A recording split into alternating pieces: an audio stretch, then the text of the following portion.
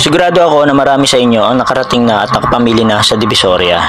Maraming tao, traffic, at maingay. Pero masarap at nakakalibang mamili dito. Dahil halos lahat ng hinahanap mo ay maaari mong makita sa lugar na to.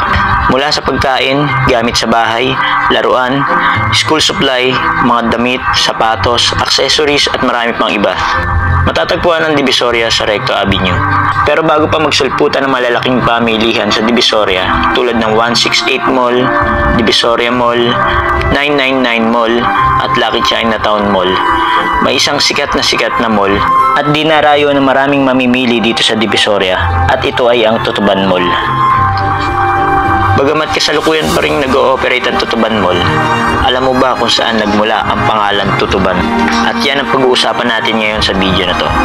Aalamin natin kung saan nagmula ang pangalang Tutuban at babalikan natin ang masasaya at mapait na panahon ng Tutuban. Pero bago tayo magsimula, gusto ko muna kayong imbitahan na mag-subscribe sa ating channel, especially sa mga bago nating kaibigan na ngayon palang nabisita sa ating channel. Pa-like at pa-share na rin ng ating video kung mahilig ka sa mga ganitong topic. At pa-click na rin ng ating bell icon para lagi kang updated sa tuwing mag-upload ako ng mga bago kong video.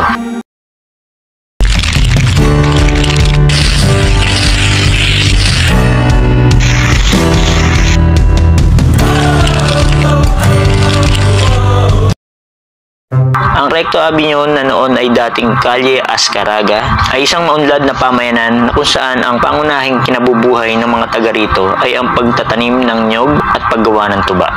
Para sa kaalaman ng iba, ang tuba ay likas na katas mula sa puno ng nyog.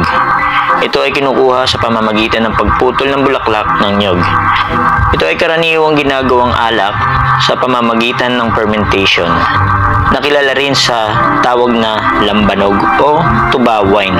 Ito ay may iba't ibang uri ng lasa depende sa paraan ng paggawa.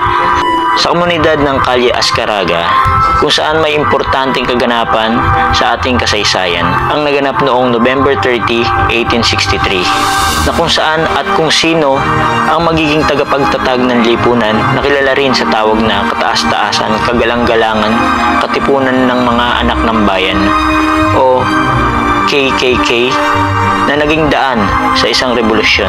At ito ay ang ating bayaning si Andres Bonifacio. Bagamat maunlad ang agrikultura ng pamayanan ng Calle Azcaraga noong panahon ng kalagitnaan ng 19th century, may mga lugar na dapat isakripisyo para magbigay daan para sa modernisasyon. Kaya ng mga panahong iyon, ang kahabaan ng Calle Azcaraga kung saan may taniman ng mga nyog at mga komunidad na gumagawa ng tuba ay walang nagawa kundi magparaya para sa gagawing proyekto o pagtatayo ng rilis ng tren ayon na rin sa utos ng hari ng Espanya na si Alfonso XII noong 1875. Mula noon, ang dating sakahan at taniman ng nyog naging pangunahing terminal at naging sentro ng transportasyon sa lungsod, na unang tinawag na Ferrocarril de Manila a Dagupan noong 1892. Ito ay isang linya ng riles ng tren na may habang 195 kilometers na kumukonekta mula sa Maynila hanggang Dagupan, Pangasinan.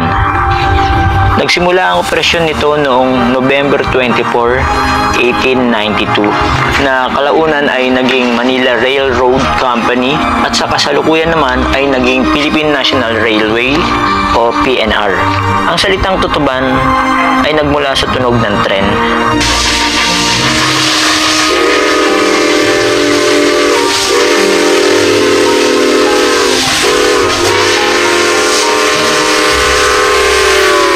Na tutut at tuba na kung saan ang Calle Azcaraga na dating paggawaan ng tuba ay ito'y tinawag na tutuban. Bilang parangal na rin sa Supremo ng Katipunan na lumaki sa lugar na ito, isang monumento ni Andres Bonifacio ang itinayo noong 1971 bilang pagkilala sa kabayanihan ng ama ng Katipunan.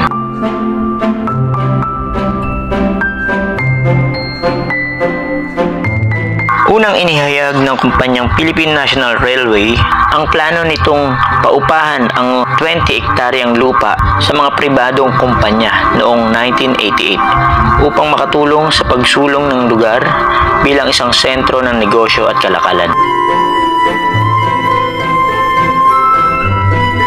Noong August 23, 1989, isang pirmahan ng kontrata ang naganap sa pagitan ng PNR at ng Gutesco Investment Incorporation. Ang kumpanyang ito ay nasa ilalim ng kumpanyang Ever Gutesco Mall na kung saan ang kontrata ay nagsasaad ng 25 years na pag-upa. Nilipat ng PNR ang operation center nito sa isang istasyon sa Maypaco.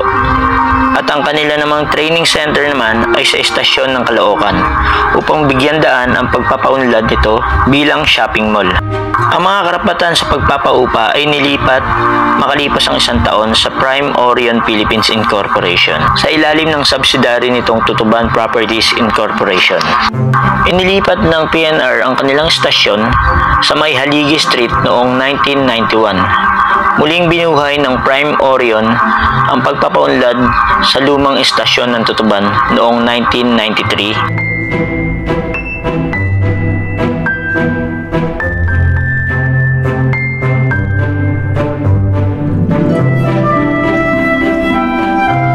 At sa parehong taon din, nagbukas ang Tutuban Center Shopping Complex.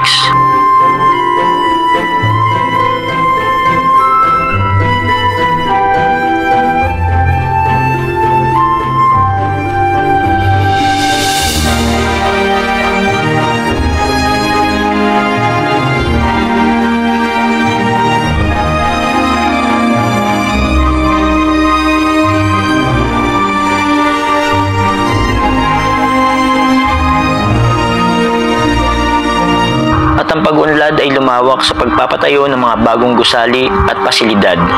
Ganun din ang mga parking facilities noong 1998. Noong 2015, ang shopping complex ay nakapagpatayo ng Central Mall 1 at 2, Cluster Building 1 at 2, at Prime Block na may kabuuang 1,083 retail unit. Pinasimulan din ng Tutuban Center ang night market sa isang parking lot noong 1989 na nagsimula ng 7 PM hanggang hating gabi.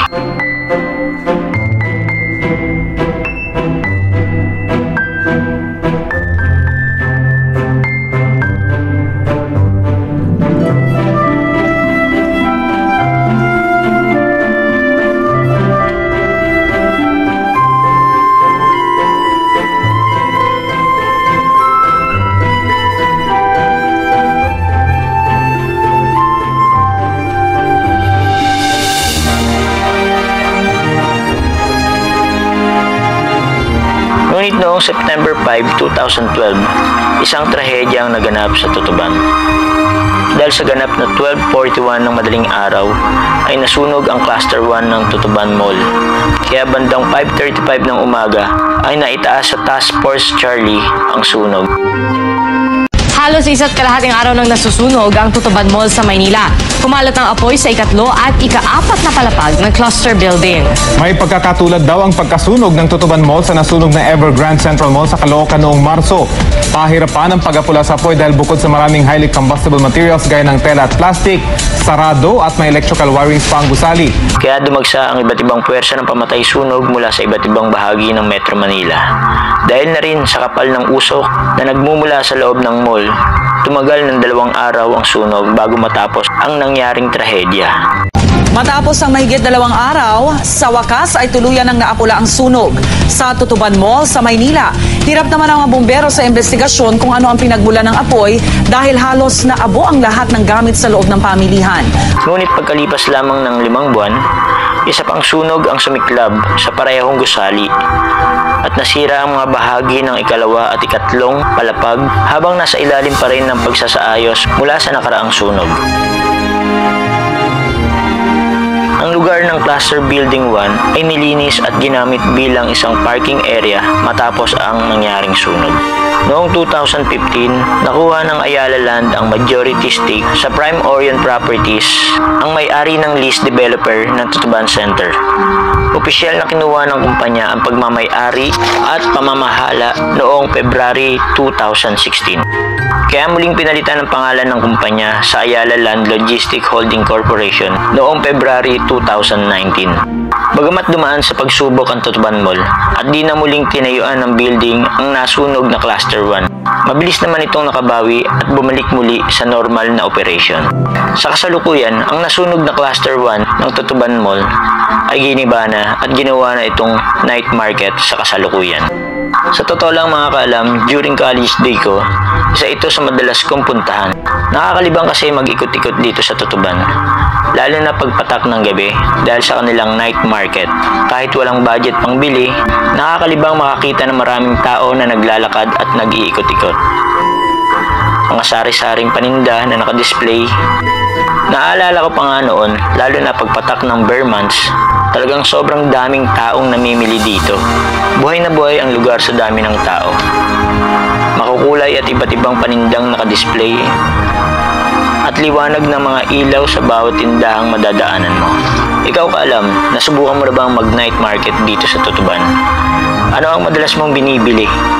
I-share mo naman ang iyong kwento sa comment section.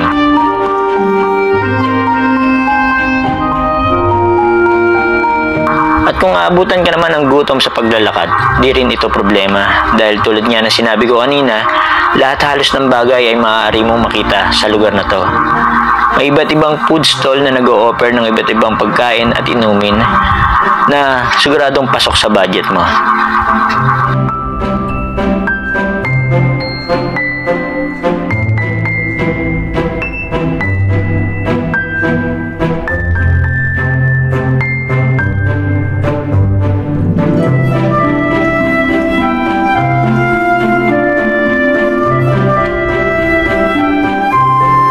Bagamat sa kasulukuyan, di marami na ang mga mall dito sa Divisoria tulad ng 168 Mall, Divisoria Mall, 999 Mall at Lucky Chinatown Mall. Isa itong indikasyon na umuunlad ang komersyo sa lugar na ito. Na kung saan mas maraming pwedeng pagpilian ang mga mamimili.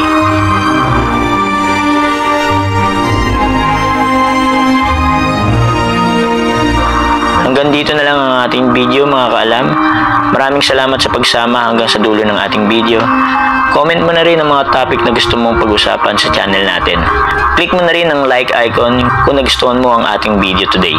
Hanggang sa susunod na video, thank you for watching.